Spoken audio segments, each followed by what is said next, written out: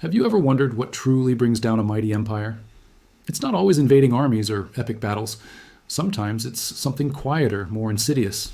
Something that eats away at the very fabric of society from within. I'm talking about inflation, the silent killer of civilizations. And today, we're going to journey back in time to witness how this economic monster brought the Roman Empire, one of history's greatest powers, to its knees. What happened back then holds stark, crucial lessons for us today. Imagine living in ancient Rome during its golden age. The empire is vast, powerful, and prosperous. But trouble is brewing beneath the surface. The government has a spending problem. Endless wars, massive construction projects, and a sprawling bureaucracy are draining the treasury. To cover the costs, the emperors resort to a clever but devastating trick. They start to debase their currency. What does that mean? Well, Roman coins, like the denarius, were originally made of nearly pure silver. They had real intrinsic value. But as financial pressures mounted, emperors began mixing in cheaper metals like copper. They would recall old, pure silver coins, melt them down, and mint a larger number of new coins with less silver in each one. On the surface, it looked like they had more money. The number of coins in circulation exploded. This was the ancient world's version of printing money. And just like today, when you drastically increase the money supply without a corresponding increase in goods and services, you get inflation. People quickly realized the new coins weren't worth as much as the old ones. A shopkeeper who used to sell a loaf of bread for 1 denarius now needed 2 or 3 or even 10 to get the same amount of actual silver. This is the core of inflation's destructive power. It erodes your purchasing power. The money in your pocket and the wages you earn for a hard day's work buys less and less each day. For the average Roman citizen, a soldier, or a farmer, this was catastrophic.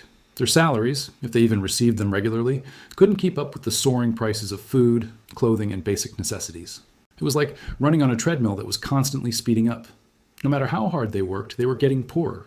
This process created a massive, ever-widening gap between the rich and the poor. The wealthy elite, who owned land, gold, and other tangible assets, were somewhat protected. Their wealth wasn't tied up in the rapidly devaluing currency.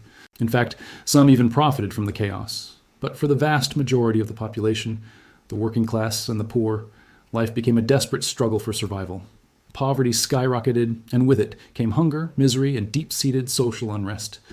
Does any of this sound familiar? As faith in the currency collapsed, the Roman economy began to grind to a halt. People stopped wanting to be paid in worthless coins. The sophisticated coin-based economy that had powered the empire for centuries broke down. What replaced it? A return to a much more primitive system, bartering. Farmers would trade grain directly for tools. Soldiers demanded to be paid not in coins, but in food and land. This was a massive step backward. Trade became localized and inefficient, strangling the long-distance commerce that was the lifeblood of the empire. Think about the implications. A complex, interconnected economy was fragmenting into isolated, self-sufficient communities.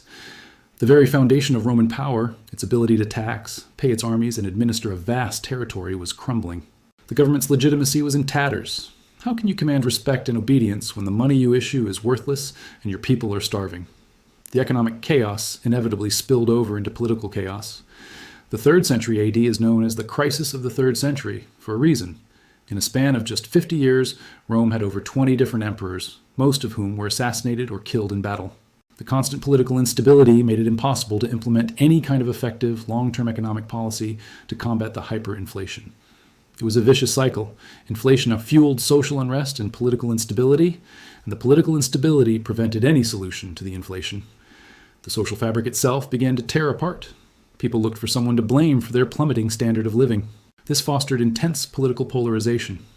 The rich were resented, minority groups were scapegoated, and the government was seen as both corrupt and incompetent. The shared sense of being Roman, the civic pride that had held the diverse empire together, evaporated. It was replaced by fear, suspicion, and a focus on individual survival. So, what can we learn from Rome's demise?